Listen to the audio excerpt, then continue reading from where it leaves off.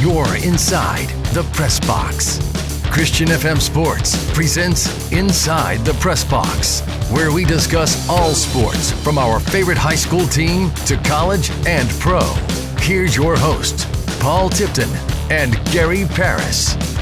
Hey, Vero Nation, Paul Tipton, Gary Paris. Thanks for being with us inside the press box as season 2025 is underway. We got the first game under our belt last week at the Citrus Bowl. Eau Gallie at the Citrus Bowl to take on the Fighting Indians. And boy, did we see some fireworks early in this ball game, GP.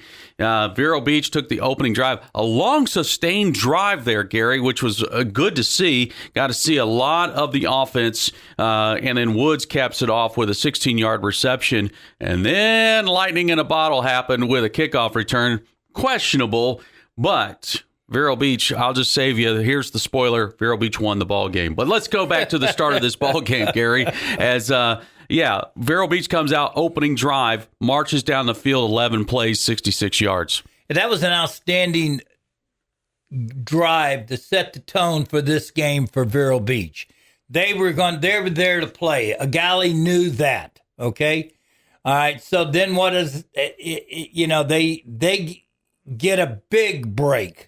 A gift, as I would say. Yeah. Because the official, and again, we say this, we had the instant replay. We used our you can't use it in a game naturally for the officials to change their opinion. Mm-hmm. But for us as broadcasters, and of course we're Vero Beach, we're homers, but yeah, but the video doesn't lie. The video did not lie. The young man caught the ball in the end zone. He was taking a step back. He was around the 1 yard line, 2 yard lines. He took 2 steps back. He caught the ball in the end zone. Yeah. The official said, go. Told him, you can go if you want, Yeah. And they took off. Well, Vero stopped. Vero broke down. I mean, it was like, okay, because it's in the end zone. He runs right by everybody for a 100-yard touchdown. Yeah. Unbelievable.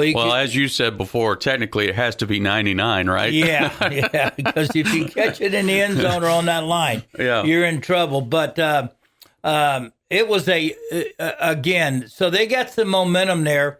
It's, in the game.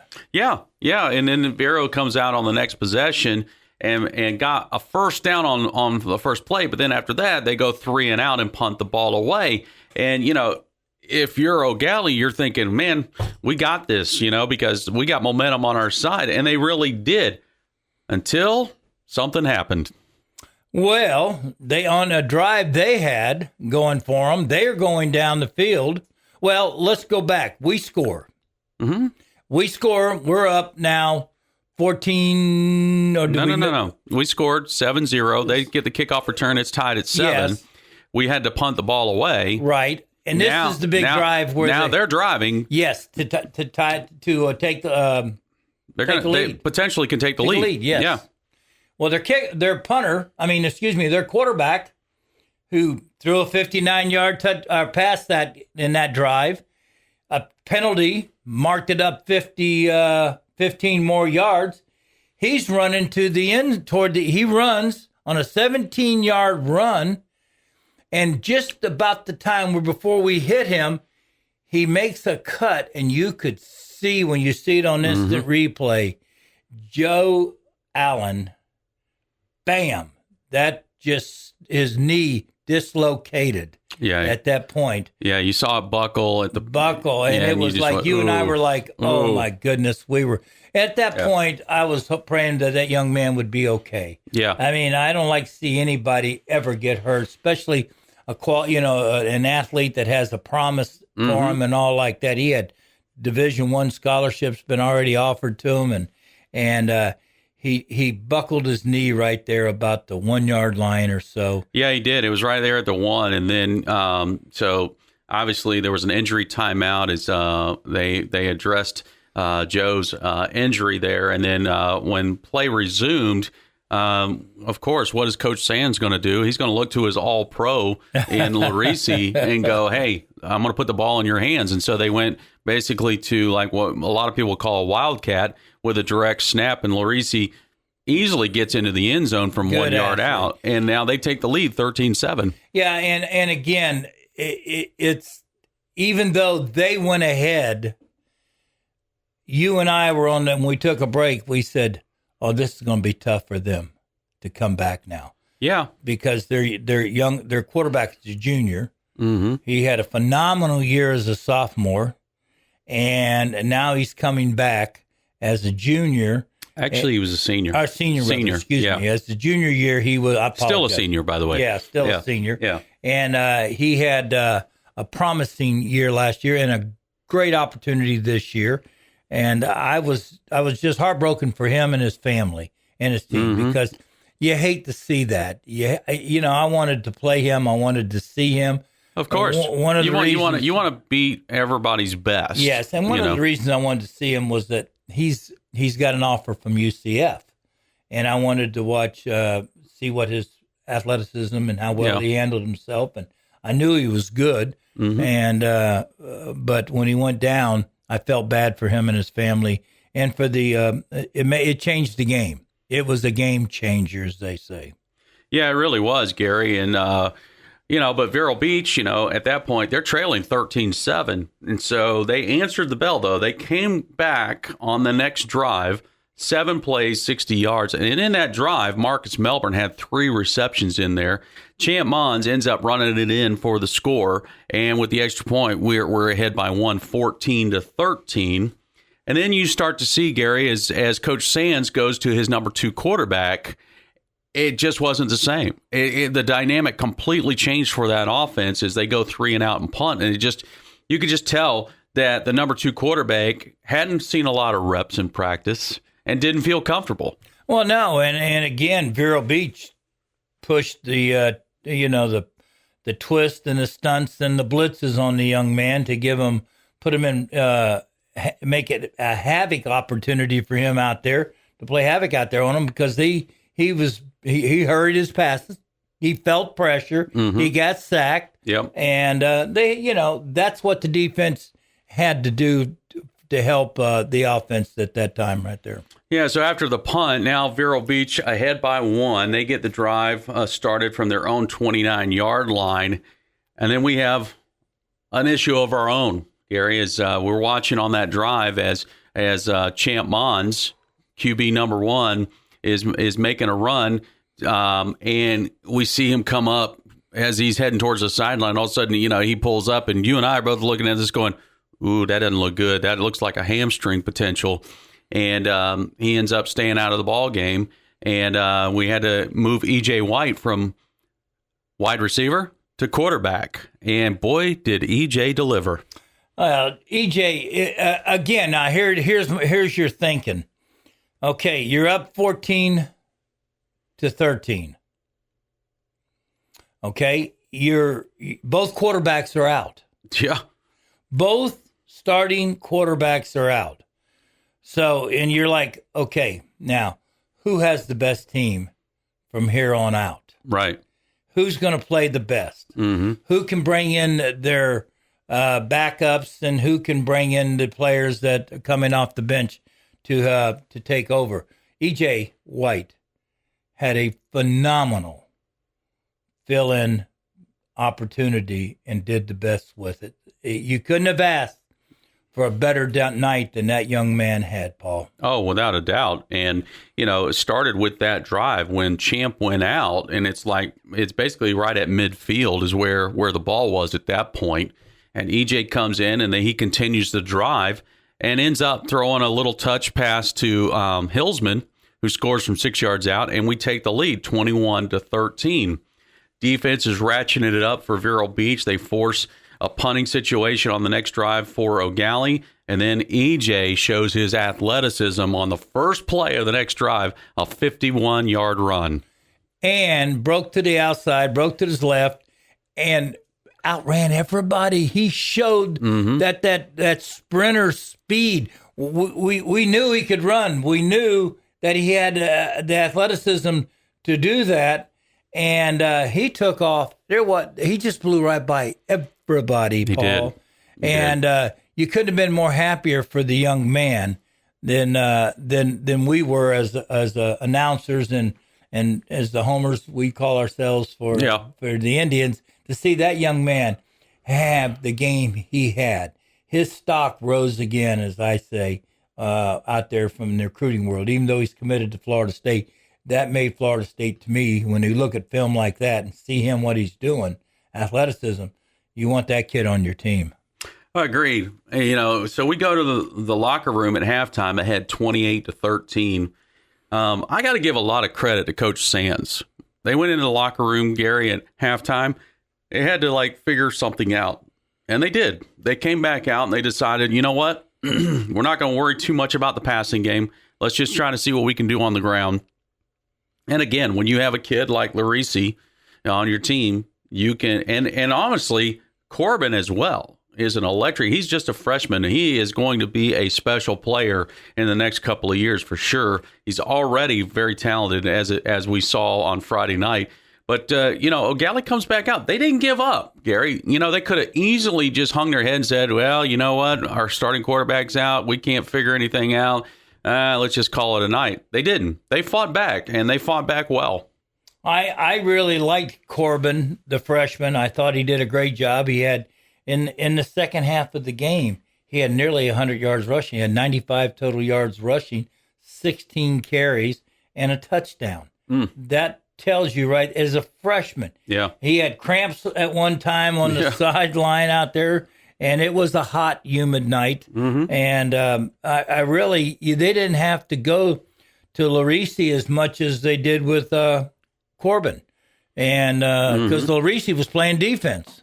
Yeah. Those guys are, they're, as the saying goes, Gary, you want to have your best athletes out on the field. So yeah, Coach Sands is, he's playing both Larisi and Corbin at times on both sides of the ball.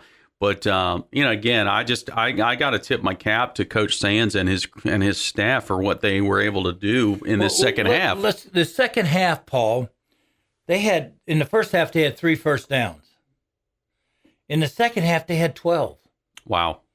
Turnovers, they had 1 in the second half. Penalties, they had 1 for 5 in the first. They had 5 for 32 in the second half. Offensive penalties, they had 4 defensive penalties, and that 9 penalties in the second half really hurt them at times right there. Yeah. But here's the stat that I was just dumbfounded by. They scored 28 points, I think you said, in the first half.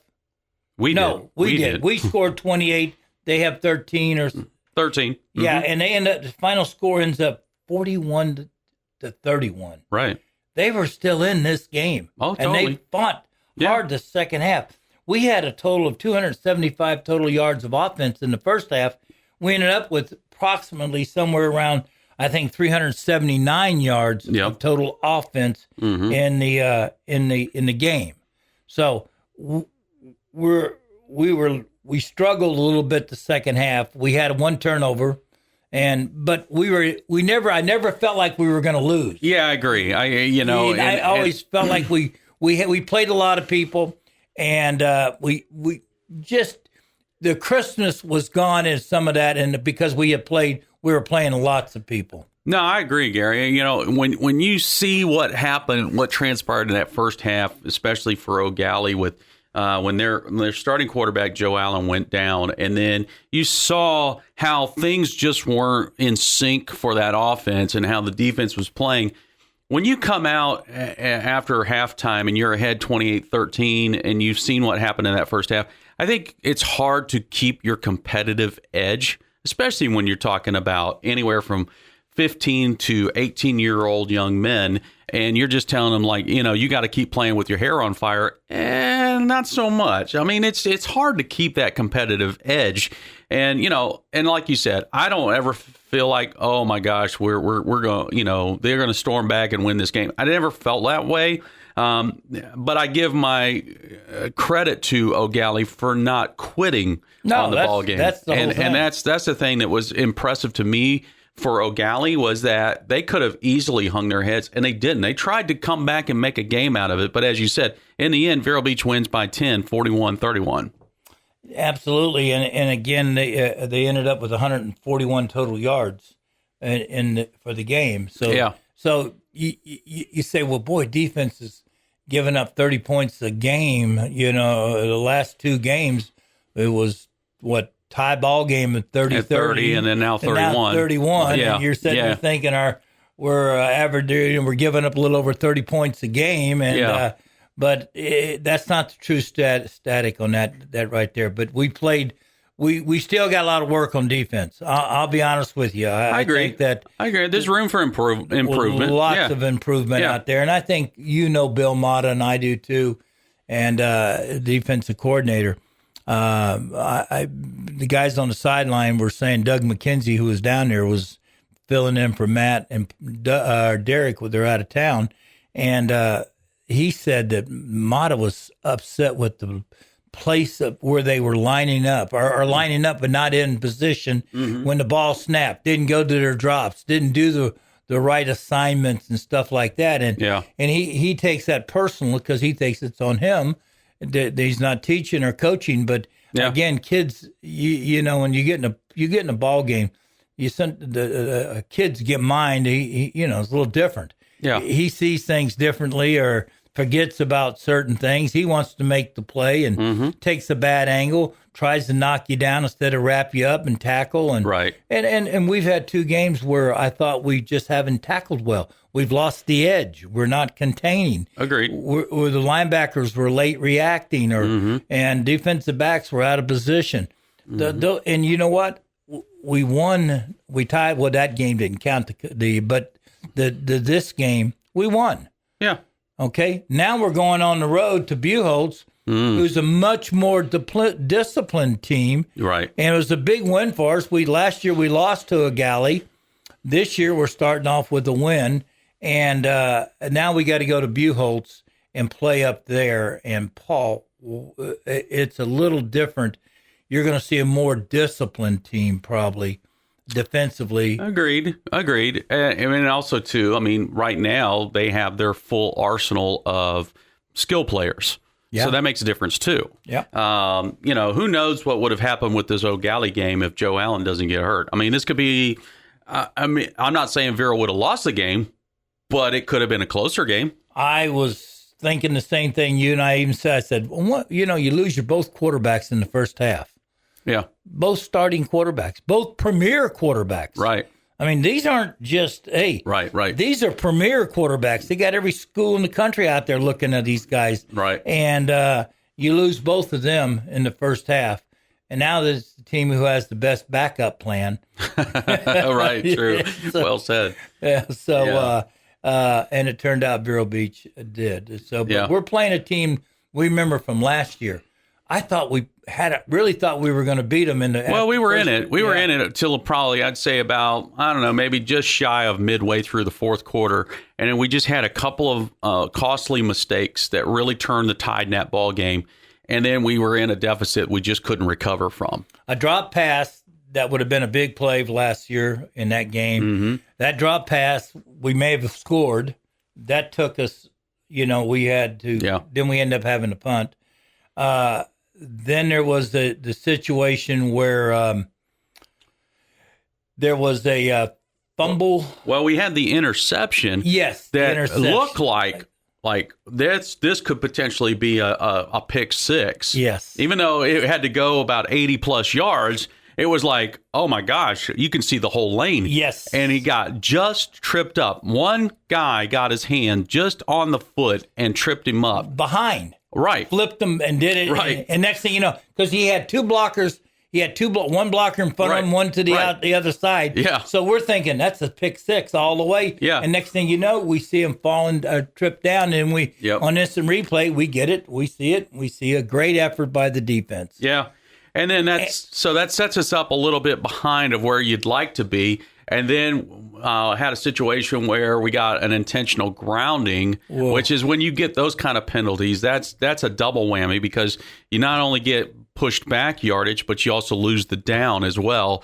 And so, that was a very costly penalty on us at that moment. And so, and again, after that drive, we ended up punting the ball away, and then here comes Buchholz. They score on that next drive, and so it just is one of those things. It started to snowball, and it worked in the favor of Buchholz. Instead of taking a lead, right, we're down now by 2 touchdowns. Correct, or almost 2 touchdowns at that time. Right, all of a sudden you're like, whoa, we go from being leading to being way behind now, right, So the game changed at that time. It was a big momentum swing. Big momentum swing in the game. Huge. Now, last year they had a talented quarterback, Buchholz. Right. Trace Johnson. They don't have him this year. Yeah, he's transferred out. Yes. He's actually went all the way out to California. And, you can speculate the potential reasons why on that, but whatever. That's the age that we live in. So now we've got a new quarterback that we'll be seeing for Buchholz, and it's the coach's son. Andrew Whittemore, Mark, who is the head coach there, I've known and knew him. He played at UCF. What a great wide receiver he was for UCF. Oh, my goodness. One of those guys that he couldn't run a 4.4, 4.5 40, but he could run fast enough, quick enough, and he did a job. He caught everything thrown to him. He ran disciplined routes. A very disciplined kid, a very hardworking kid, young man, and it was fun to broadcast when he played. And he's the head coach up there, and his son is the quarterback coming in. He's a sophomore. He was a freshman last year, and this year he's a sophomore, and they played Vanguard their opening game, a close game. Close one, 15-13. And, it was a dogfight. So they've been through the fire. This is going to be an interesting game, Gary. I'm not totally sure what to make out. Of course, the status of our starting quarterback is still unknown at this point. As of right now, morning, Monday morning, we're doing this podcast. We don't know, and we're not even going to try to speculate on it. All we can tell you is that we know it's an ankle injury. The extent of it, we don't know. And honestly, I hate to say it this way, but hopefully it'll make sense. Is like when we actually heard it was ankle, that was kind of like good news because, if you're dealing with a hamstring injury, that's a hard one to recover from because the only way you really recover from it is rest. and so, you're thinking, my gosh, if that's a hamstring, man, we may not have Champ for, 2-3 weeks. But an ankle injury, you can tape an ankle up. You can kind of deal with the pain depending on the severity of it. And that's the big key. But we don't know. So in the worst case scenario, if I can say it this way, Gary, EJ may be starting quarterback on Friday night. And again, it's you look out to your athlete, okay? He's a sophomore. He's a young man. We've got him for a few more years. You don't want to go out and allow him to get banged up on an injury that he's halfway there. Right. We still got a tough schedule. We still got our district ahead of us. 100%. And it doesn't get any better because we got Coco defending back-to-back state champions. Yep. And they're loaded. And But Champ is a tough kid. Yes, and if there's any way that he can be on the field, he's going to be there. Before the preseason game, he got a tooth knocked out. Yeah. They put it back in. Yeah. And he played. Right. So yes, he is tough. Yeah. So this is going to be interesting, Gary, because this is not just your typical road trip. This is a little longer than what we usually go. Usually when we're taking a 3-hour road trip, that means we're in the postseason, heading over to maybe, play Manatee or somebody like that. This is going to be different. Second week of the season.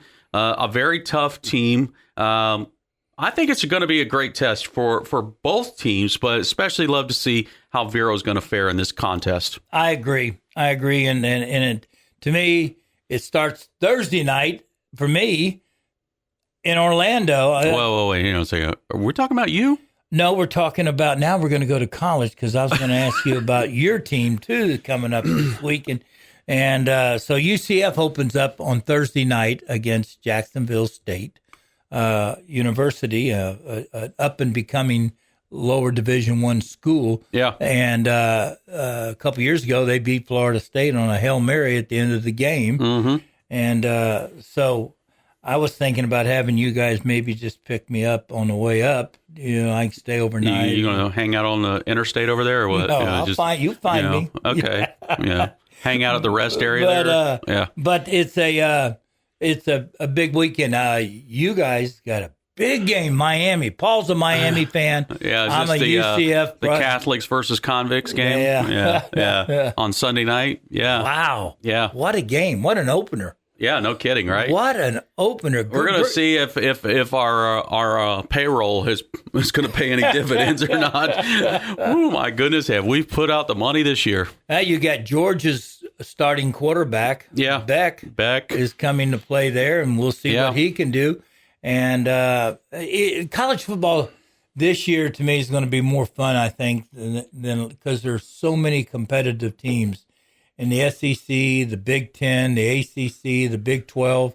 I saw the opening game. I watched Kansas State play Iowa State. Oh, yeah. And Iowa State, Kansas State was just a 2.5-point favorite. Mm-hmm. And they won by 3, Iowa State did, over Kansas State. Yeah. And it was a great game, field goal at the end.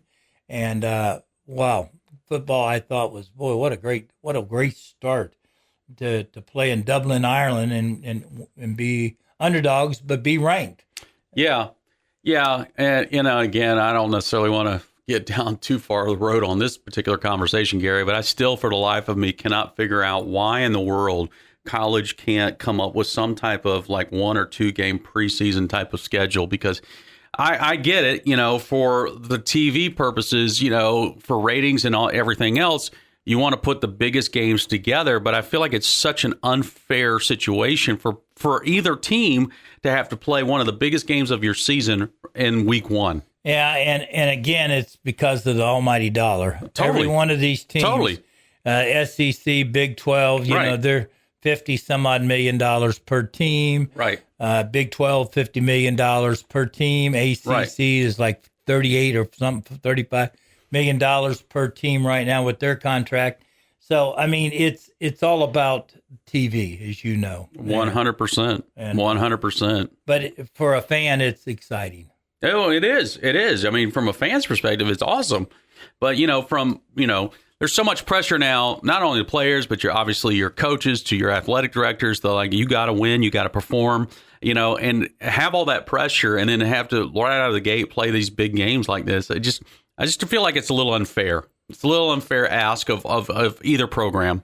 Absolutely. Gators open up this week. I'm not even sure who they play. I don't even know. I know it's not Sister Mary's of I know our who faithful. It is. No. Long Island University. Ooh, Kesney Brown going to be there? Yeah, Long Island University. Well, that'll be interesting to... we're going to be in Gainesville, Gary. You want to just hang out for a game there on Saturday? Or? No.